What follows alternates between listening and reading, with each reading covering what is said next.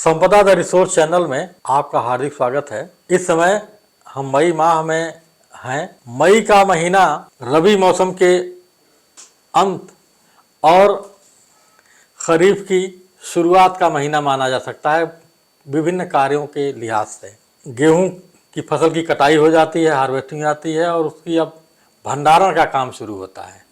और इसके अलावा जो फसलें होती हैं, जायद की फसलें फील्ड में होती हैं, तो हमारे साथ और आगे चल कर के खरीफ की फसलों की बुवाई का कार्यक्रम भी शुरू होने की प्रक्रिया शुरू हो जाती है।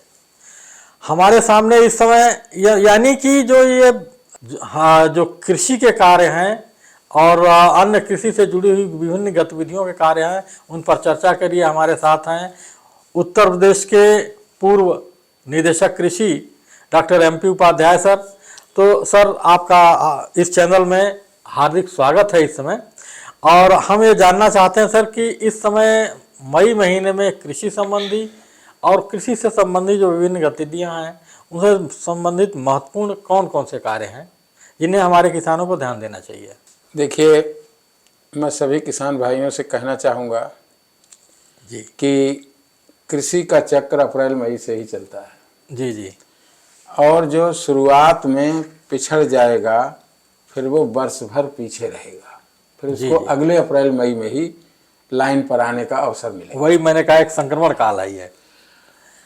अब खरीफ वो रबी की फसल समाप्त है जी और खरीफ की शुरुआत हो चुकी है। जी रबी में तो बस इतना बाकी है जी कि जिन लोगों ने अभी अपनी हार्वेस्टिंग के बाद थ्रेसिंग अगर उनकी कुछ बाकी है, होना तो नहीं चाहिए, लेकिन अगर कुछ है तो उसे जल्दी समाप्त कर दें। और सबसे बड़ा काम जो है भंडारण का है। जी जी जी। आप भंडारण में विशेष सावधानी बरतें। गेहूं पछवा में पक्के फर्श पर अच्छी तरह से सुखा करके जब उसमें 8 से 10% नमी रह जाए तब उसको भंडारण के लिए तैयार कर दें। यानी कि दांत में दबाने पर जो कट की आवाज आए। जी जी जी। अच्छा, और जो आपके तिलहन हैं, जी, राई सरसों है, अलसी है और हैं, इसी तरीके से दलहन है, चना मटर मसूर, जी जी जी, इन सब का ही भंडारण आपको करना होगा। तो बेहतर होगा कि इनको बहुत अच्छी तरह से पछवा हवा में गर्म फर्श पर सुखा करके जी जी, तब इन्हें रखें। और ये ध्यान रखें कि गेहूं में जैसे मैंने कहा था कि 8 से 10% नमी से ज़्यादा ना हो, जी जी, लेकिन तिलहनों में ये 9% से ज़्यादा ना हो, नहीं तो इनके जमाव प्रभावित हो जाते हैं। यही स्थिति दलहन की भी है। दलहन में भी और सर बेसिक चीज जो है, जो भंडारण का जो भंडारण होता है। हाँ, अब इसके बाद ये है कि देखिए, आदर्श स्थिति तो ये है कि आप ग्रेन बिन लें और उसमें अंदर जो है वो उसको विसंक्रमित करके और इसके बाद अच्छी तरह से उसमें पैक करके रख दें। जी जी, तो आपका ज़्यादा सुरक्षित रहेगा। लेकिन ये सुविधा सबके पास नहीं है। जी जी। और दूसरे ये है कि किसी अगर कोई बड़ी मात्रा अपना रखना चाहता है तो ये कर लें कि बीज का जो गेहूं है जी जी, और दलहन तिलहन, उसको तो आप उसमें रख लें, ग्रेन बिन में रख लें, छोटी बड़ी मध्यम साइज की जैसी आपके पास। जी जी जी। और बाकी मात्रा जो है आप अपना अच्छी तरह से कमरों में बोरियों में भर के जो आप रखते हैं, स्टोर करते हैं, तो उसमें ये करते हैं किसान भाई कि कुछ भूसा नीचे डाल देते हैं, इसके बाद बोरियां भर के उसमें करते हैं। तो उसमें भी ये है कि नीचे भूसा डाल दें और जिस कमरे में रखें तो दीवार से और बोरी के बीच में कम से कम 50 सेंटीमीटर का एक गैप भी होना चाहिए। एक गैप होना चाहिए। जी जी। और उस पे नीचे जो है वो नीम के सूखे पत्ते जी, और कुछ अगर बोरियों में भी उसमें भी मिला दें सूखे पत्ते, जी जी, तो थोड़ा सा घुलने की और कीड़े लगने की गुंजाइश नहीं, ठीक है। ये प्राकृतिक जो कीटनाशी स्वयं है, नीम रिपल से करता है, उससे कीड़े जो है वो पास नहीं आते हैं, अनाज में नहीं आते हैं, तो उनका प्रयोग अगर किसान भाई करें तो ज़्यादा बेहतर है। जी। अब देखिए, इस समय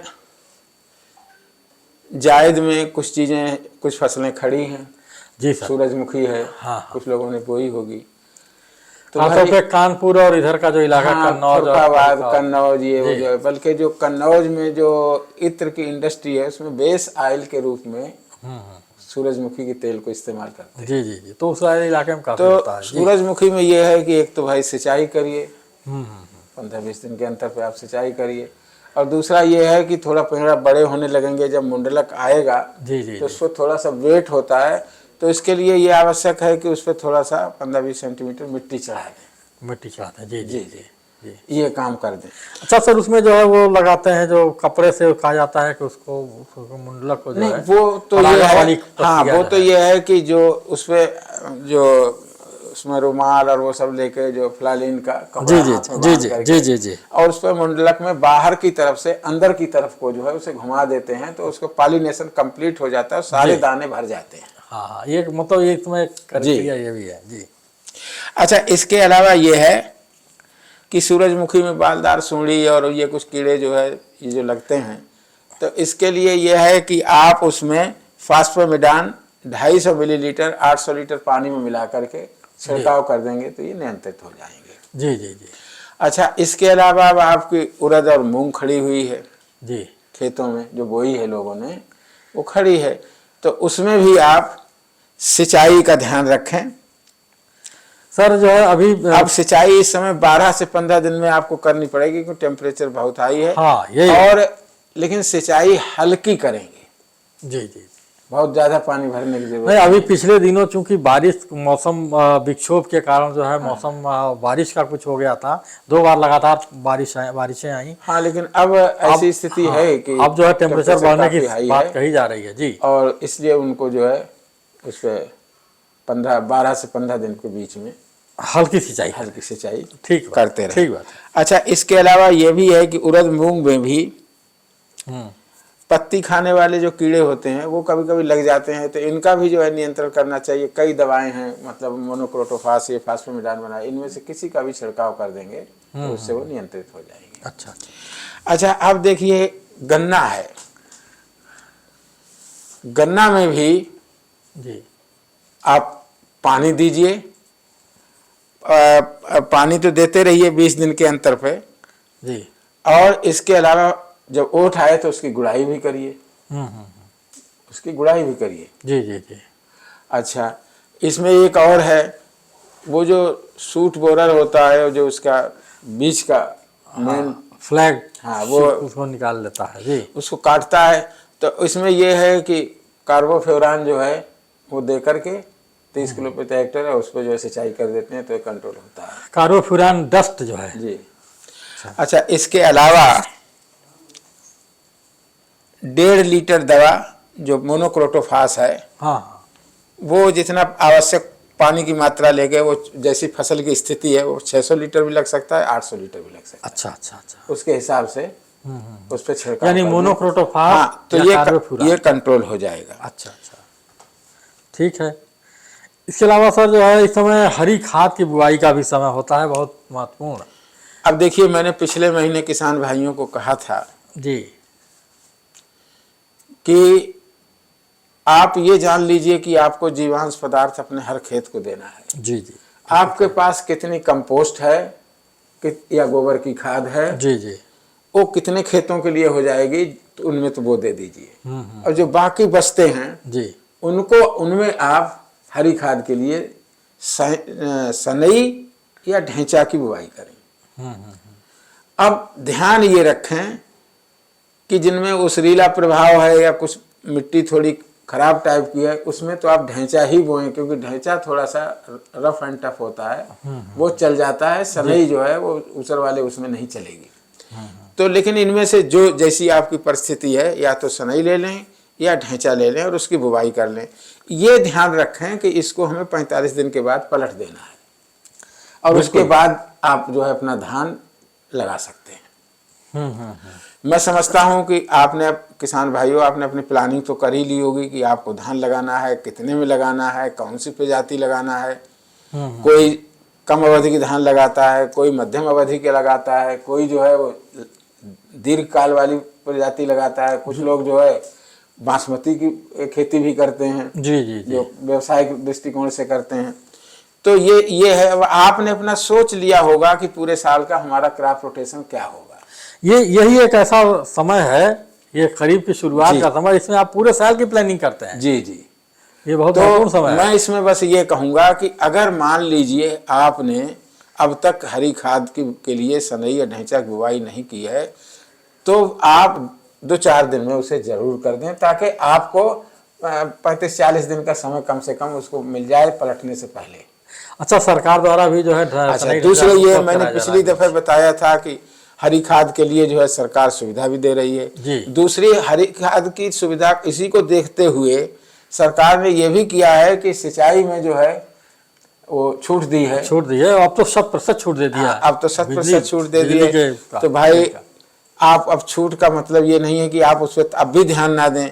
खेती आपकी है, खेत आपका है, खेती ही आपका सहारा है। तो आपको सबसे पहले तो अपना खेत की तंदुरुस्ती ठीक करनी है, आपकी तंदुरुस्ती तो बाद में ठीक। अच्छा सर, इसके साथ ही जो है इस समय खेतों के समतलीकरण का समय होता है। खेत नहीं, देखिए अब इस समय एक चीज़ और भी है। एक चीज़ ये है कि यही समय है कि अपने खेतों की मिट्टी की परीक्षण करा लें। मिट्टी की जांच, मिट्टी की जांच करा लें, ताकि आपको पता हो कि हमारे खेत में हमारी मिट्टी के मिजाज कैसा है, स्वास्थ्य उसका कैसा है, उसका पीएच कैसा है, उसमें पोषक तत्वों की क्या स्थिति है, उसमें जीवांश पदार्थ की क्या स्थिति है। उसके हिसाब से आप और फसल जो लेने जा रहे हैं उसको दृष्टिगत रखते हुए आप ये तय कर पाएंगे कि हमको क्या क्या पोषक तत्व देने हैं। जी बिल्कुल सही है। तो ये कर लें। और इसके अलावा खास तौर से जिन खेतों में धान और इस तरह से लेना है, जिनमें ज़्यादा पानी की जरूरत होती, कम से कम उनको तो आपको इस समय लेवलिंग कर लें, ताकि बाद में पूरे खेत में फसल एक जैसी लेवलिंग कर लें। और इसके साथ सर एक गर्मी की जो जुताई है, बार बार हाँ, गर्मी की जुताई, बहुत अच्छी बात कही आपने। गर्मी की जुताई करने से ये होगा कि कुछ खरपतवारों पर नियंत्रण करने में भी मदद मिलेगी। इसके साथ साथ बहुत सारे जो कीट रोग होते हैं, इनके भी नियंत्रण में मदद मिलती है। कीटों के अंडे और वो सब जो है इसमें डिस्ट्रॉय हो जाते हैं, नष्ट हो जाते हैं, तो इससे थोड़ा सा लाभ है। और इसके साथ और इसके अलावा उसकी मिट्टी की जल धारण करने की क्षमता, जब पानी सोखने की क्षमता भी बढ़ जाती है। बिल्कुल सही बात सही कह रहा आपने सर। तो मैं समझता हूँ कि किसान भाइयों को जो कृषि से संबंधित जो महत्वपूर्ण कार्य है, आदरणीय उपाध्याय जी ने उनके बारे में बताया है, और आपके लिए बहुत मुफीद साबित होगी कि आप जो सर ने अभी आपको टिप्स दिए हैं इस समय मई की फसलों से संबंधित, जो विभिन्न फसलों से संबंधित जो बातें बताई हैं, उनको अगर आप अपनाएंगे अभी तो मैं त्रिपाठी जी वैसे इसमें एक चीज़ और जोड़ना चाहूँगा जी। क्योंकि हम बात ये कह रहे हैं बलिया से लेकर के सहारनपुर और मेरठ तक के किसानों के लिए। जी। तो मेरठ के किसान भाई जो मक्का की खेती करते हैं, सर मैं तो कहता हूँ कि हम तो इससे आगे भी कह रहे हैं कि अन्य प्रदेशों में जो तकनीकी, तो मक्का की जो खेती करते हैं जी, और जो अच्छी खेती करते हैं जी, और अच्छी पैदावार लेते हैं खरीफ में जी, तो उनको ये चाहिए कि मई के लास्ट दूसरे पखवाड़े में वो पलेवा करके और मई के लास्ट वीक में, माने आखिरी सप्ताह में बुवाई कर दें। उससे क्या होगा, जब बरसात आएगी तब तक उनकी मक्का 1 फीट की, कम से कम 1 सवा फीट की हो जाएगी और पूरी प्लांट पौधों की जो संख्या है वो स्थापित हो जाएगी। यानी जो खरीफ में बोई जाने वाली मक्का है जी, उससे उन्हें मक्का की पैदावार भी मिलेगी अच्छी और आगे की फसल के लिए खेत भी समय से खाली हो जाएगा। नहीं, ठीक बात है सर। तो किसान भाई इस बात को, जो उपाध्याय जी ने बहुत महत्वपूर्ण बातें बताई हैं, इनको कृपया अपनाएं, जिससे कि आपको मई में जो भी आप क्रियाकलाप करेंगे, और ये मई आपकी, मैंने कहा कि, और सर ने भी कहा कि पूरे साल की जो खेती है उसका जो है वो शुरुआत जितनी आप अच्छी तरह से करेंगे और समय से करेंगे, वैसे ही आपकी पूरी जो है फसलें होंगी। सर आपका बहुत बहुत धन्यवाद। और किसान भाइयों, मैं समझता हूँ कि उपाध्याय जी ने जो बताई हैं बातें वो आपके लिए बहुत महत्वपूर्ण और लाभदायक सिद्ध होंगी। सर आपका बहुत बहुत धन्यवाद।